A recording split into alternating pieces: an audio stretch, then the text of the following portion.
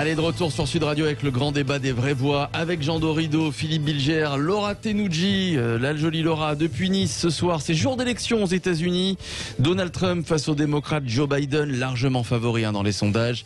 Et la question que l'on vous pose ce soir, Trump, stop ou encore le 0826 300 300.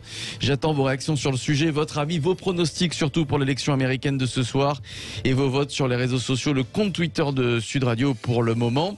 Eh bien, c'est le encore qui l'emporte. Encore à 63%. The time for empty talk is over. Now arrives the hour of action. Together, we will make America strong again. Together, we will make America proud again. Together, we will make America safe again. Together, and yes, together, we will make America great again. Et voilà, bravo à Jamel, le réalisateur, pour ce beau montage. Et Trump qui rappe, hein, franchement, bravo, hein, Trump qui rappe. On en débat donc avec Vanessa Bier-Schaeffer, membre des Républicains Overseas en France, représentante des Républicains qui est avec nous. Bonsoir Vanessa. Bonsoir. Bonsoir à vous Vanessa, on va en débattre tous ensemble avec nos vraies voix, Philippe Bilger, Laura Tenoudji, Jean Dorido et vous évidemment, on va vous entendre dans un instant au 0826 300 300. Donc Joe Biden en tête depuis des mois dans les sondages, les enquêtes d'opinion qui donnent d'ailleurs un avantage inédit aux démocrates avec un écart de 10 points dans les derniers pointages. Ma chère Vanessa, vous y croyez encore? Trump peut rééditer l'exploit de 2016? Ah ben moi j'y crois surtout, surtout qu'en 2016, tout le monde avait prévu Hillary Clinton. Il y avait moins d'écart, Vanessa. Ah mais je vous ai déjà expliqué qu'il y avait un problème technique, une marge d'erreur, et donc on est toujours dans la marge d'erreur. Et puis vous savez, l'élection, ça se joue au moment de l'élection, pas dans les sondages. On disait la même chose pour Sarkozy. Vous en rappelez, Philippe Bilger, en 2012, on parlait beaucoup de marge d'erreur avec Nicolas Sarkozy. Ça ne l'a pas empêché d'être battu. Hein. Ben oui. En 2012, en 2012, il a été battu, Sarkozy. En 2007, il a gagné. Par François Hollande, il avait gagné en 2007. Oui, Philippe Bilger. Oui, mais en 2012, ça peut s'expliquer. Ce qu'il avait merveilleusement bien réussi en 2007, il l'a manqué en 2012, puisque au lieu d'affaiblir le Front National, il l'avait renforcé. C'est vrai. Ce que vous nous dites, Vanessa Bier-Schaeffer, c'est que si je comprends bien, hein, et je vous ai beaucoup lu aussi, c'est que les électeurs de Donald Trump peut-être se cachent. Ce serait un vote honteux en ce moment, le vote Donald Trump aux États-Unis? Non, je n'ai pas dit honteux. Je dis simplement que quand on vous appelle pour faire un sondage, surtout pour une présidentielle, une élection, il y a quand même ce réflexe de pas forcément dire pour qui on vote. C'est pour ça que j'avais expliqué que souvent c'était plutôt le sondage sur l'anticipation qui était plus intéressant que la question simple et brute pour qui vous allez voter. Mais de toute façon, ce que je sais, c'est que les Américains en ont ras-le-bol des interdictions, du ralentissement de l'économie, de la prison ouverte qui est devenue cette histoire de Covid. Ils aspirent à retrouver leur liberté. Il y a des batailles juridiques qui se sont faites dans les États dont on ne parle absolument pas dans les médias, et notamment français. C'est un peu technique. Dans l'Ohio et Michigan, où quand même les gouverneurs se sont pris une raclée dans les cours de justice. Et je pense qu'il y a un grand et fort espoir de recouvrer sa liberté. Et je pense que c'est là où se joue l'élection de ce soir, plus que le clivage démocrate-républicain ou même l'antagonisme des deux personnages, des deux personnalités. Laura Tenoudji, selon vous, Trump risque de perdre pour sa mauvaise gestion de crise du Covid-19, parce que les Américains, nous le dit Vanessa, veulent retrouver leur liberté, mais en même temps, ils s'aperçoivent que la crise du Covid a été très mal gérée. Hein, des centaines de milliers de morts aux États-Unis. Laura? C'est sans aucun doute le gros point noir. Je pense que sans cette mauvaise gestion, s'il avait bien géré le Covid, il serait réélu sans aucun problème. C'est vraiment ce que tout le monde pointe du doigt, indépendamment de là où il est critiqué habituellement. Mais c'est vraiment ça qui inquiète les Américains et qui les fait pencher, comme vous le disiez très justement, vers un vote non pas d'adhésion, mais de non à Trump.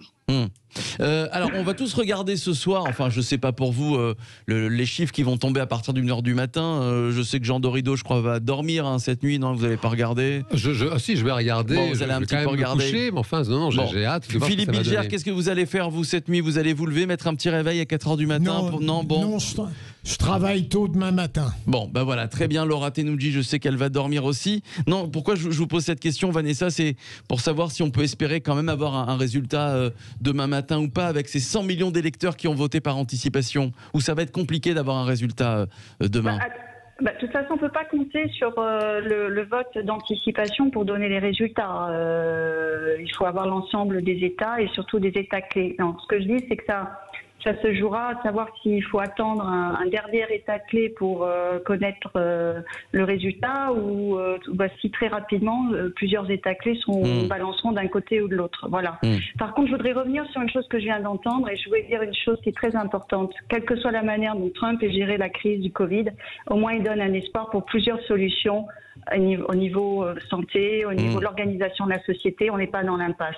Que M. Biden nous réserve, c'est masque obligatoire et tout le monde vit dans le sous-sol de la maison des parents. Pour des générations entières et notamment pour les jeunes, c'est quand même une sinistre prévision pour l'avenir. Peut-être que Joe Biden est juste précautionneux, c'est juste que vous n'êtes pas habitué, non, Vanessa? Parce que nous, en France, c'est ce qu'on vit finalement, le confinement, les masques. Attendez, je suis maman, j'ai une petite fille de 2 ans et demi, j'ai des parents de 85 ans, des beaux-parents de 85 ans. Vous croyez que je n'ai pas le souci de leur santé? Je crois que là, il y a un moment où il faut quand même raison garder. Donc moi, je suis très optimiste. Je pense que je ne sais pas à quelle heure ça va se passer. Peut-être que je vais m'endormir entre-temps. C'est pas possible.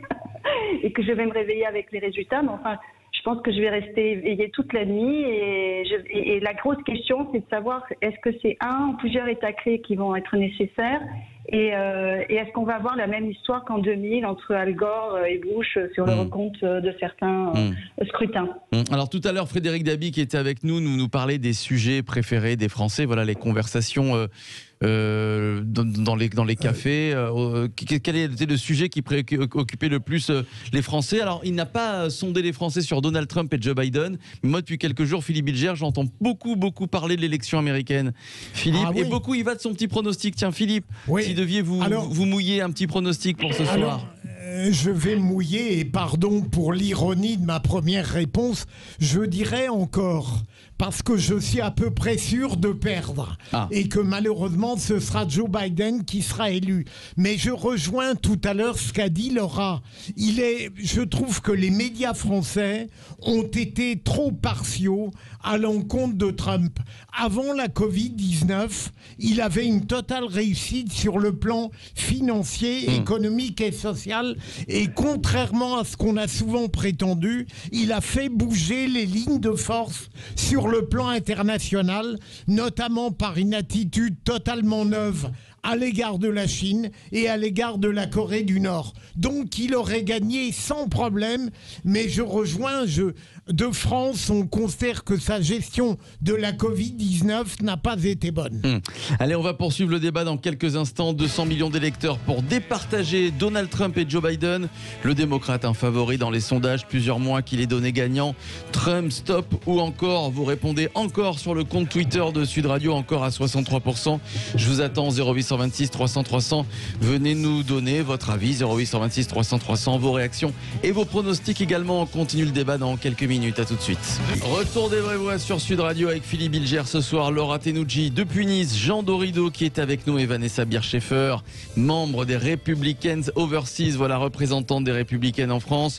On poursuit notre grand débat et la question que l'on vous pose sur les élections américaines. Donald Trump, stop ou encore? Question que l'on vous pose notamment sur le compte Twitter de Sud Radio. Pour l'instant, c'est le encore, voilà, encore à 63%. Vous continuez de voter évidemment, on débat pendant quelques minutes et puis vous au standard 0826 300 300, Trump, stop ou encore? Sud Radio, les vraies voix.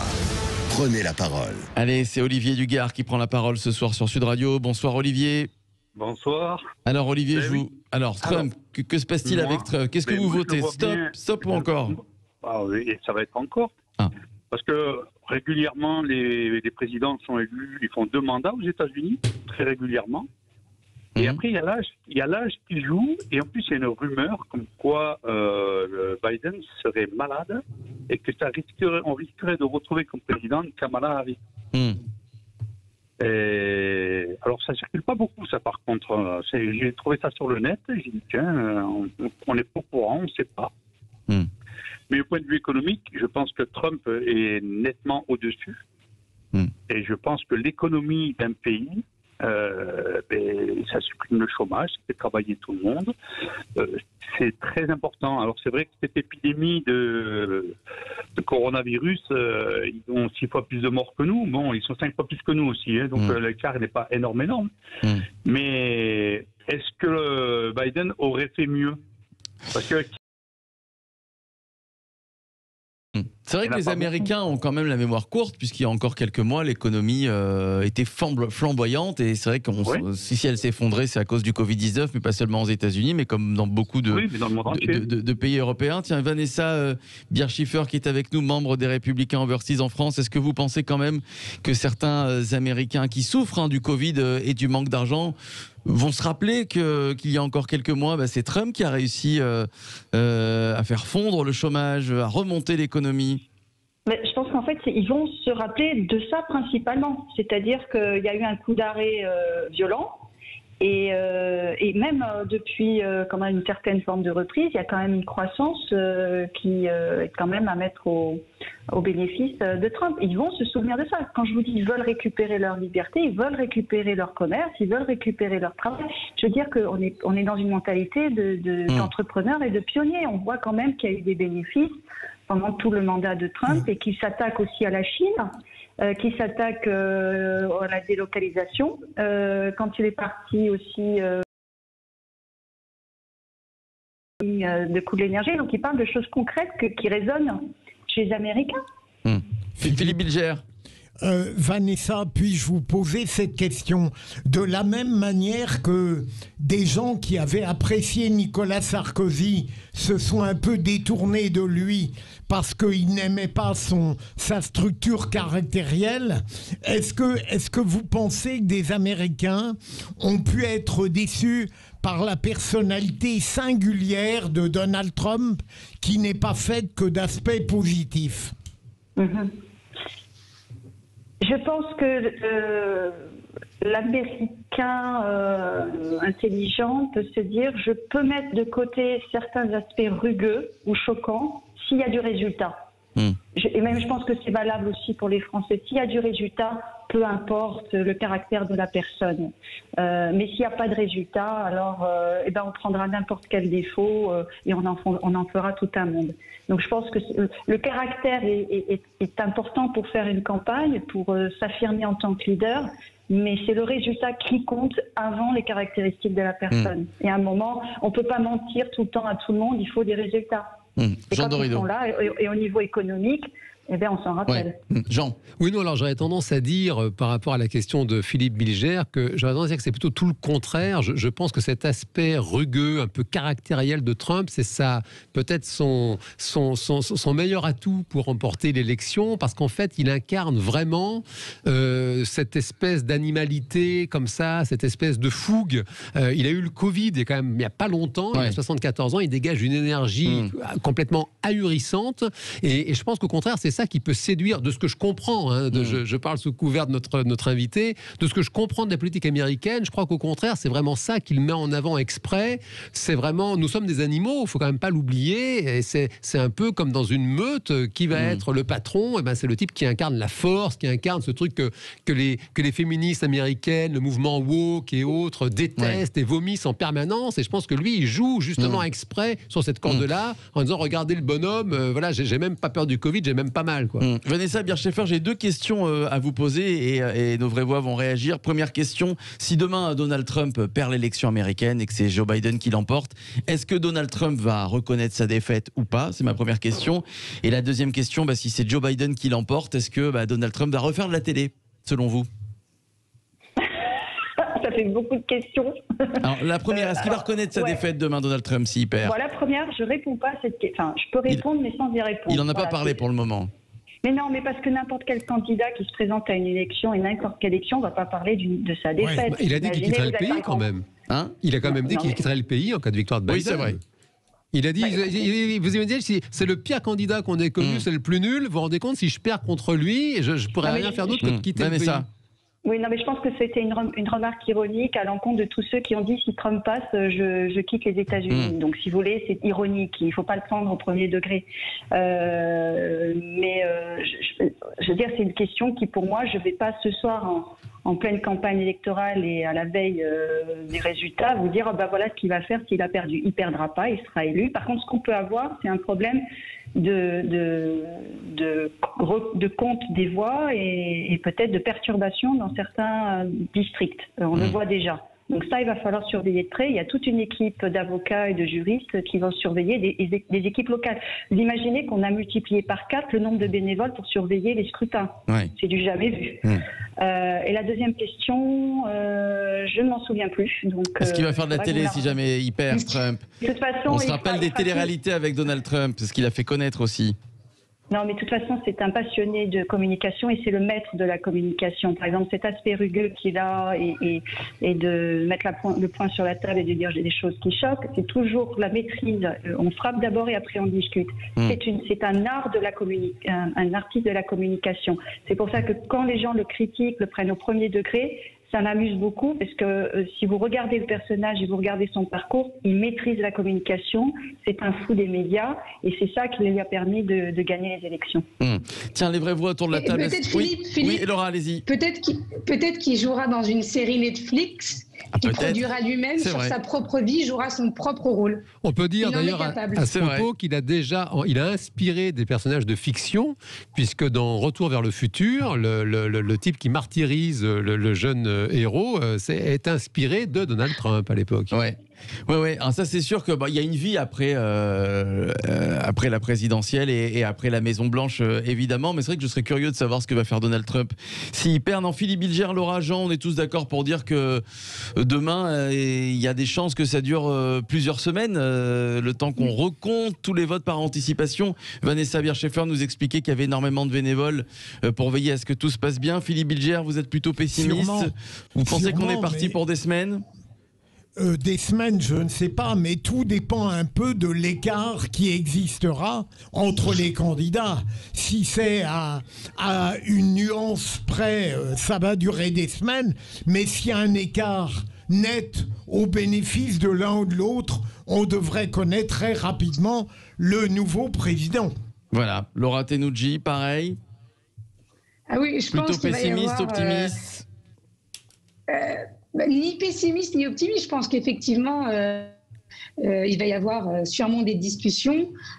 Jusqu'à ce que ça dure 3 semaines, j'en suis pas certaine. Mais à moins qu'il y ait une grosse surprise et que entre les deux soit tel qu'il ne prête pas à être mis en cause. Peut-être aussi. Est-ce qu'Olivier Dugard est avec nous, est toujours avec nous? Olivier, vous êtes là? Oui. Merci à vous, Olivier. J'écoute. Allez-y, Olivier. Allez-y. De plus, j'ai l'impression que Trump arrête ou se retire des conflits militaires dans le monde. Il a repatrié des soldats de l'Europe.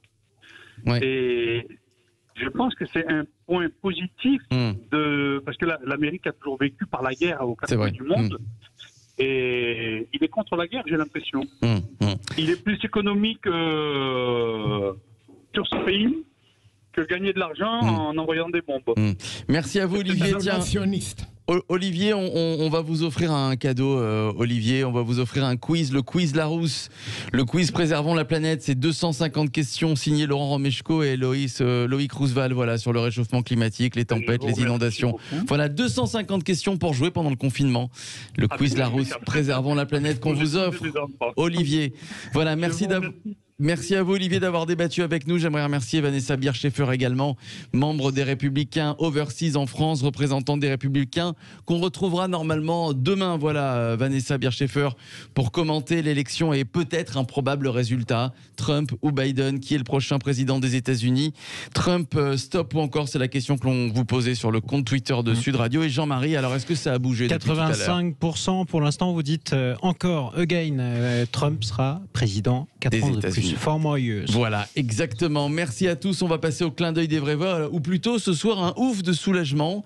Un mois après le passage de la tempête Alex dans les Alpes-Maritimes, eh bien un agriculteur est toujours bloqué dans la vallée de la Gordolasque, mais les secours viennent de commencer à dégager la route, Jean-Marie. Et je vous assure, Philippe, que Daniel Juge peut espérer, et c'est tant mieux, une libération d'ici une semaine. Mais qu'est-ce que ça a été compliqué. Imaginez un mois bloqué dans la vallée, sans eau, avec ses 50 vaches, alors que l'hiver est arrivé. Bonsoir à vous, Daniel Juge. Bonsoir. Et bienvenue sur Sud Radio. Je le disais, vous êtes éleveur. Ça fait plus d'un mois. Comment vous avez vécu cette période? Dans quelles conditions, même matérielles? Eh ben, ça a été très difficile parce que, bon, au début, nous avions un peu des héliportages, mais bon, maintenant, ils se font très rares et nous avons presque plus de nourriture pour les animaux, quoi. Mais bon, là, maintenant, vu que, soi-disant, ils ont attaqué les travaux, alors je pense que dans 8-10 jours, nous serons libérés, j'espère. Mais je voudrais quand même dire quelque chose à tous nos élus là, du département, là, qui font toute la promotion pour l'agriculture, que je pense que c'est quand même aberrant d'attendre un mois pour pouvoir nous libérer, quoi. Voilà. Alors c'est vrai que les routes ont été énormément dégradées, voire détruites par le ruissellement, des inondations provoquées par la tempête. Globalement, l'hiver est déjà là, non? Vous êtes à quelle altitude vous-même, Daniel Juge? Nous sommes à peu près à 1600 d'altitude. Bon, l'hiver n'est pas trop bien arrivé encore, mais bon, ça commence, quoi. Ça commence. Elles supportent les vaches ou pas? Et puis les bêtes ne veulent plus rester parce que la saison, c'est comme ça, et il faut qu'elle rentre, quoi, c'est la saison. C'est clair. Et elle ne veut plus trop rester, alors ça nous pose plusieurs problèmes, quoi. Oui, c'est clair, il faut redescendre assez rapidement en alpage. Vous produisez quoi avec vos bêtes d'habitude, vos 50 vaches? On produit de la viande et du lait, quoi. Voilà. De la viande et du lait, du fromage aussi, j'imagine. Voilà, et du fromage. Et vous attendez vraiment la libération d'ici 8 à 10 jours. Ça n'a pas été facile. En espérant. C'est pour ça qu'on tenait à vous appeler sur Sud Radio. On a beaucoup parlé effectivement des conséquences épouvantables de la tempête Alex sur les Alpes-Maritimes. Mais un mois après, il y a encore des personnes qui subissent les conséquences. Et c'est votre cas, Daniel. Oui. C'est vrai qu'en général, quand il y a comme ça des inondations, des tempêtes, on est tous focus sur vous et sur votre région pendant 2-3 jours. Et puis après, malheureusement, on oublie. Et ça fait du bien, voilà, un mois après, d'avoir des nouvelles et des bonnes nouvelles, en l'occurrence. On va continuer à en prendre, en tout cas. Daniel, juste peut-être une question. Vous qui êtes dans la montagne, dans les Alpes-Maritimes, qui sont soumises assez régulièrement, malheureusement, à des crues épouvantables, vous aviez déjà vu ça ou pas? Au-delà du fait d'être bloqué, mais des dégâts pareils. J'ai eu encore peut-être pire sur le secteur de la Gordolasque en 93. C'était en 93, où pareil, vous aviez des routes qui étaient complètement détruites. 12 ponts dans la vallée avaient disparu.